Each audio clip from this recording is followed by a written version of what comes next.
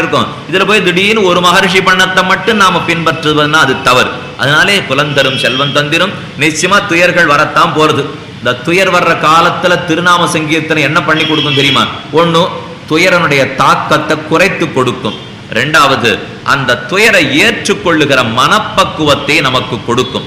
இந்த ரெண்டத்தான் நாம சங்கீர்த்தனம் கொடுக்கும். துயரையே வெளியில அனுப்பிச்சிடும் இப்ப ஒத்துருமே சொல்ல வரல. ஏன்னா துயர் பட்டுத்தான் ஆகணும். பிறந்தன்னைக்கே நிச்சயம். வெடிக்கே சொன்னார், இது பிழைக்கிற பிள்ளையா இருந்ததுன்னா பிறந்தன்னைக்கே போயிருக்கும்னார். கொஞ்சம் இது வார்த்தை என்னன்னு யோசிச்சு பார்க்கணும். இது பிழைக்கிற பிள்ளையா இருக்கும்னா பிறந்தன்னைக்கே போயிடுதுன்னா அப்புறம் எப்படி பிழைக்கும்னு தெரியல.